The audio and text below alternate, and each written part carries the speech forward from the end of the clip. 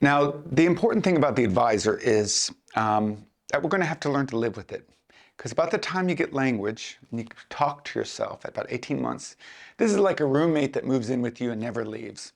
So we got to learn a bit about this advisor. You know, what kind of advisor do you have?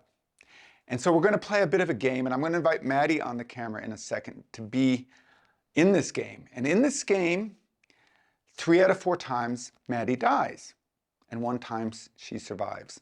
And so we'll see when she survives and when she dies. So it's called the game of survivor. So, but in order to set this game up, I need to explain to you something about how amazing it is that you and I are here today to kind of interact. The odds of you being here today is extremely unlikely. You're an extremely unlikely event. And why is this? Because if you think about that chain of ancestors going back in time, if any point in your chain of ancestry, the line was broken, one of your ancestors died or was killed in an accident or something like that, you don't exist. So if your grandfather was killed, or your great-grandmother, or great-great-great-great-great-great, going all the way back, every single time they had to survive for you to be here. One fatal mistake and you don't exist. So you are the result of this long chain of ancestors surviving. So wow, isn't that amazing?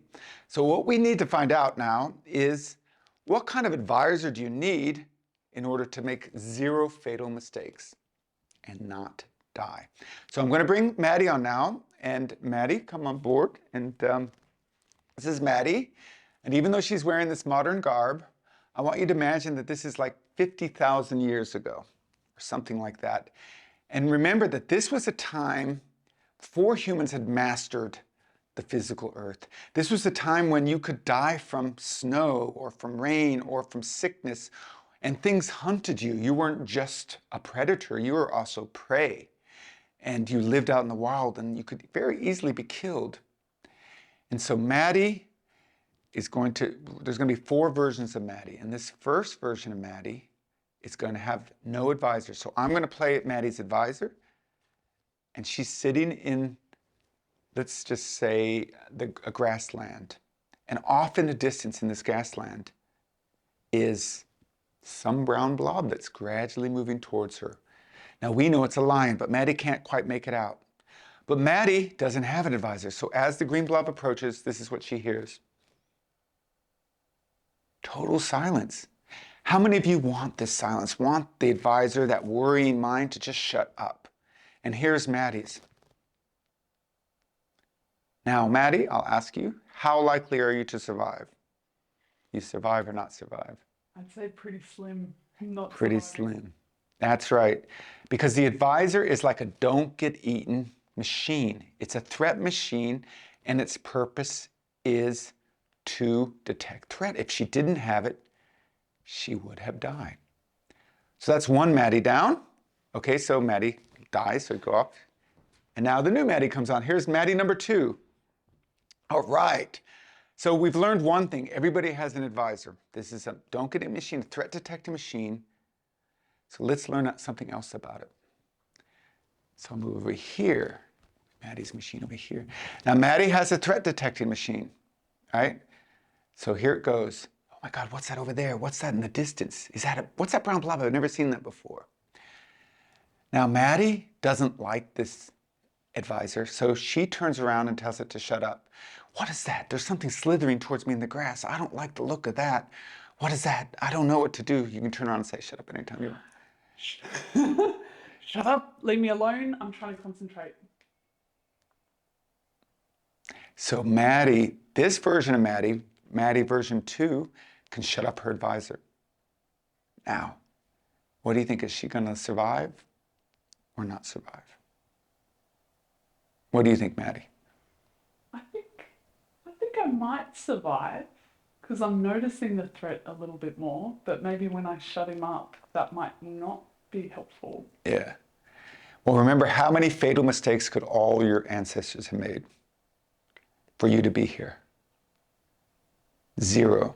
0 mistakes. So if she could shut it up, it would increase the chance you make a mistake, right?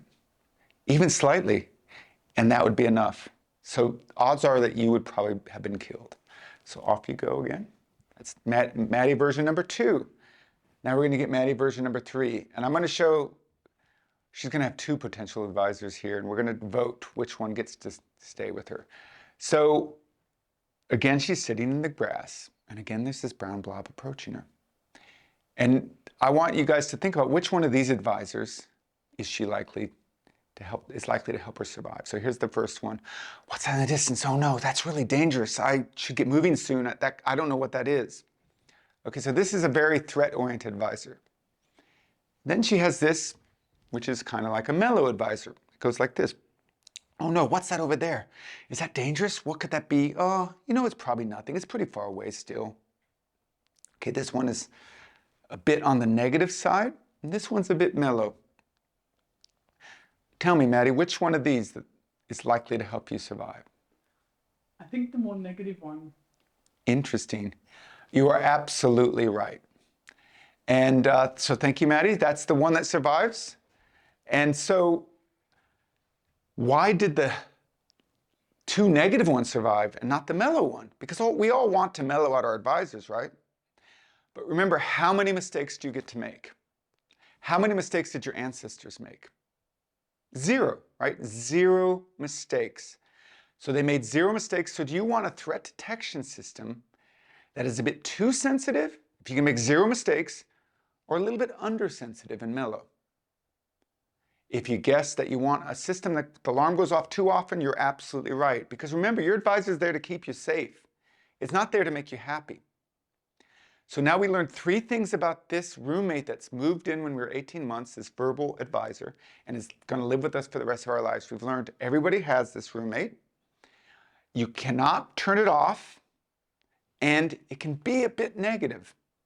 So if you've had a bit of negative self-talk, or you worry, or your advisor, you can't shut it up, just know that this is normal. This is what it means to be human. Now, what's really interesting about the advisor is that animals have a nonverbal version of the advisor. They have a threat detection machine, but they're not verbal.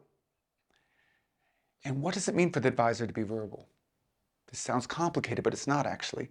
It means that the advisor now not only looks for threats in the outside world, but now it says there's somebody called Maddie, or there's somebody called Joseph, and now the advisor can look for problems with Joseph, can criticize Joseph, can look for threats. How am I broken? How am I not good enough?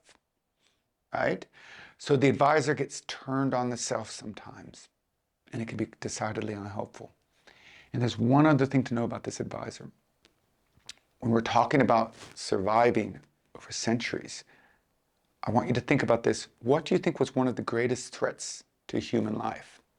Just take a moment to guess in your own mind. Now, a lot of people guess sickness, giving birth. Yeah, those were all sources of death. But one of the most common causes of death was other people. If you were, like centuries ago, left your tribe and ended up in another person's area, another tribe's area, your life was in danger. And when they go back and look at how people died, they can see that a lot of people were murdered. They have arrowheads in their legs, their crushed skulls. The anthropologists can tell that there was a lot of homicide. So this is important to notice. The advisor is there to keep you safe, and one of the biggest threats to your safety is other humans.